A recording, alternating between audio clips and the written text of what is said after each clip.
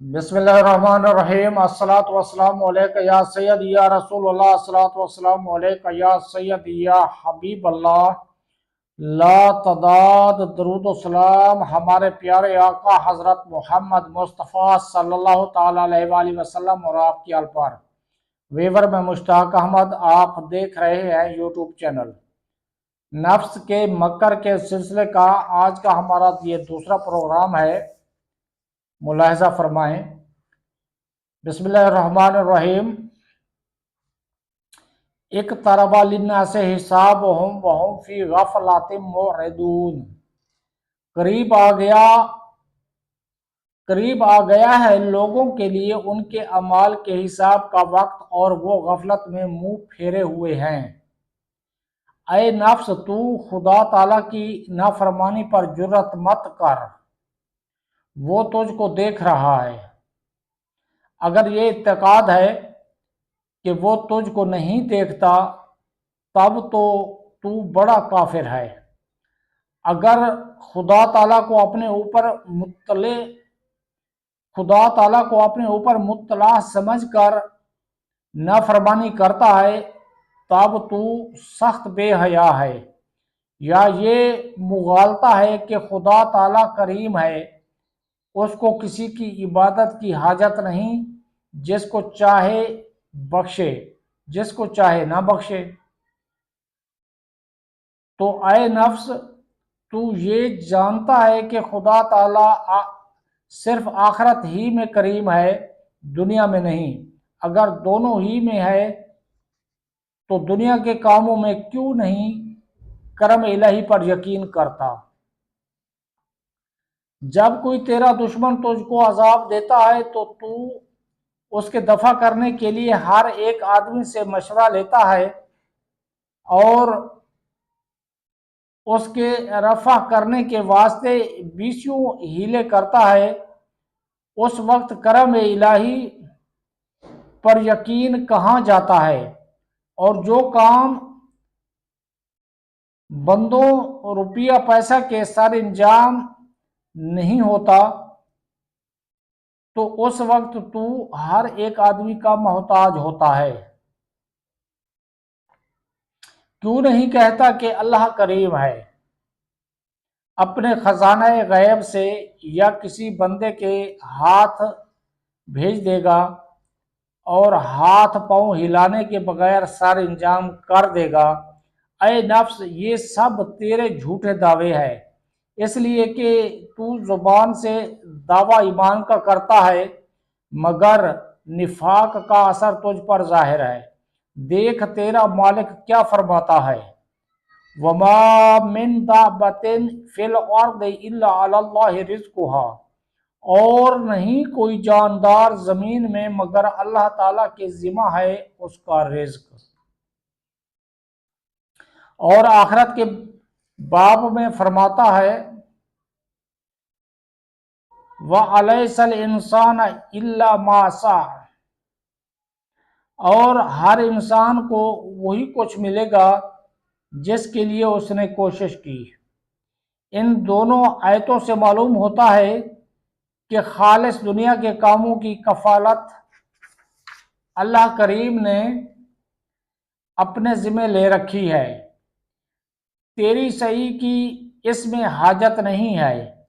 اگر آخرت کو بندہ کی کمائی پر منحصر رکھا ہے، مگر تو نے اپنے افعال سے خدا تعالیٰ کو جھوٹا کیا کہ جس چیز کا وہ ذمہ دار ہے اس پر تو بادلوں کی طرح گرتا ہے، اور امر آخرت کو جو تیرے کرنے پر منحصر رکھا ہے تو اس سے بالکل روگرداں ہے۔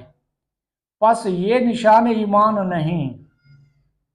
اگر زبان سے ایمان معتبر ہوتا تو منافق دوزخ کے سب سے نچلے درجے میں کیوں جاتے؟ اے کم بخت، شاید تو روز حساب پر ایمان نہیں رکھتا۔ اگر گمان کرتا ہے کہ مرنے کے بعد تجھے رہائی ہو جائے گی، لیکن ہرگز ایسا نہیں ہوگا۔ دیکھ تیرا مالک کیا فرماتا ہے۔ أَيَحْسَبُ الْإِنسَانُ أَنْ يُتْرَكَ سُدًى لَمْ يَكُنْ نُطْفَةً مِّن مَّنِيٍّ يُمْنَىٰ ثُمَّ كَانَ عَلَقَةً فَخَلَقَ فَسَوَّىٰ فَجَعَلَ مِنْهُ الزَّوْجَيْنِ الذَّكَرَ وَالْأُنثَىٰ أَلَيْسَ ذَٰلِكَ بِقَادِرٍ عَلَىٰ أَن يُحْيِيَ الْمَوْتَىٰ۔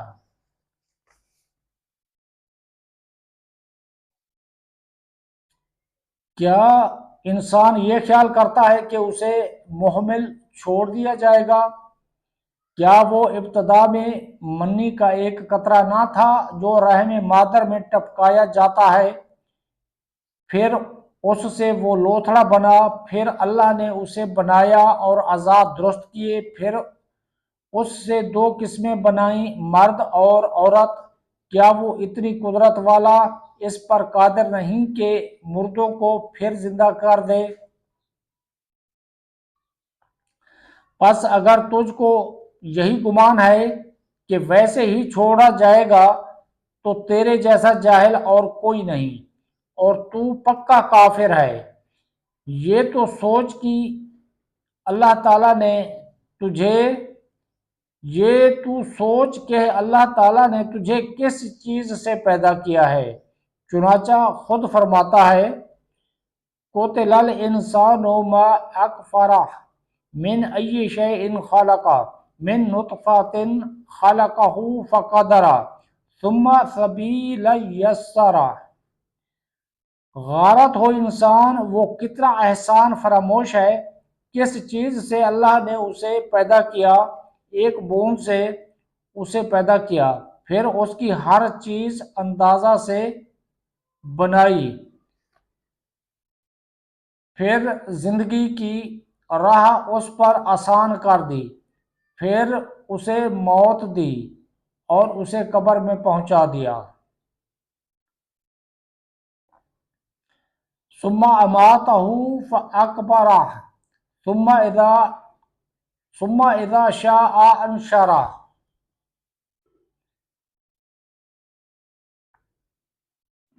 پھر اسے موت دی اور اسے قبر میں پہنچا دیا۔